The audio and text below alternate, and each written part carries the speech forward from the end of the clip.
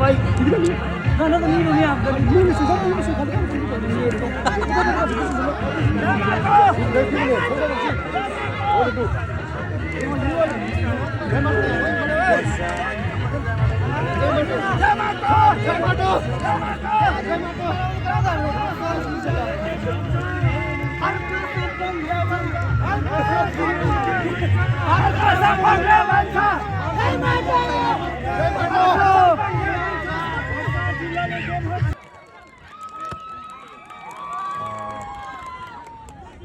ल धन्यवाद छ कार्यक्रम उद्घोषकज्यूलाई र आज यो हाम्रो पर्सा जिल्ला भेला तथा जिल्ला समिति सहित पार्टी प्रवेश भन्ने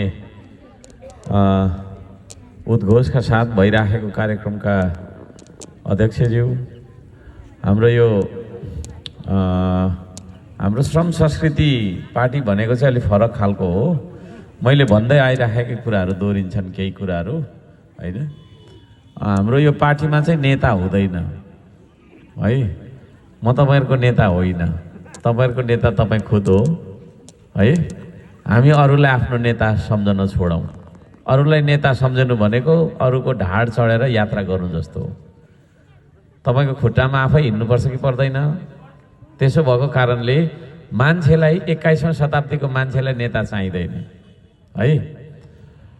अब खुट्टा अलिकति अशक्त छ भने चाहिँ अर्काको हैन सहारा लिनुपर्ने हुन्छ, तर सामान्यतया सहारा लिनु पर्दैन। त्यसो भएको कारणले श्रम संस्कृति पार्टी यस्तो एउटा पार्टी हो जुन पार्टीमा नेता हुँदैन, कार्यकर्ता पनि हुँदैन, कोही पनि सानो पनि हुँदैन, कोही पनि ठुलो पनि हुँदैन।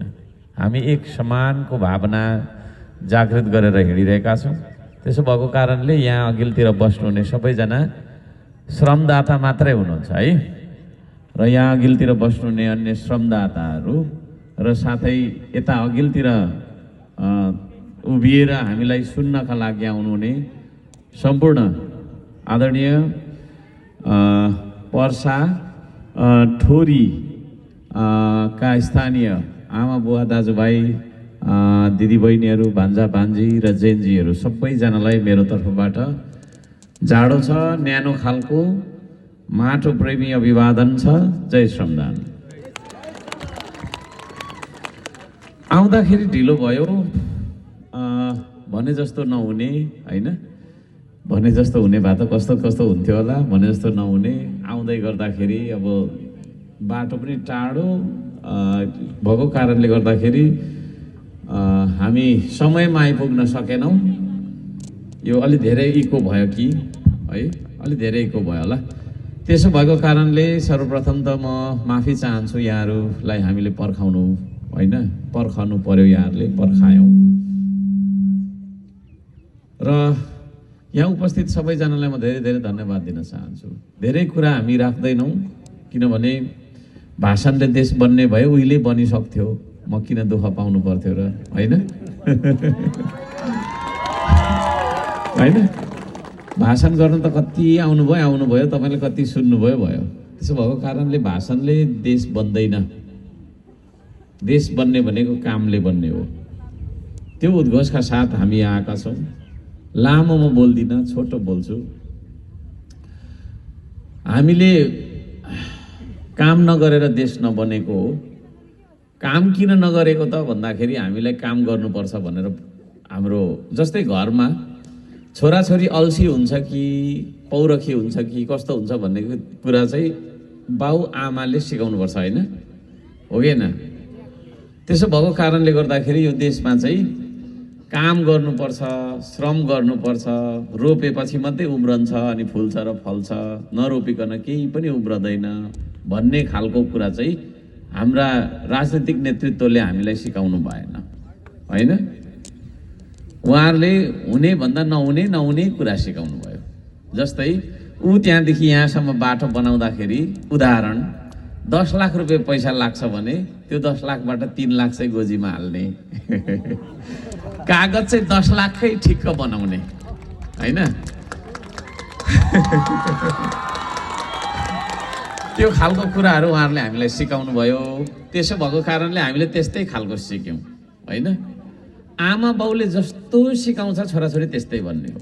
ऊ त्यो सानो नानी त्यो बालकलाई होइन हामीले जे सिकाउँछौँ त्यही कुरा सिक्ने हो।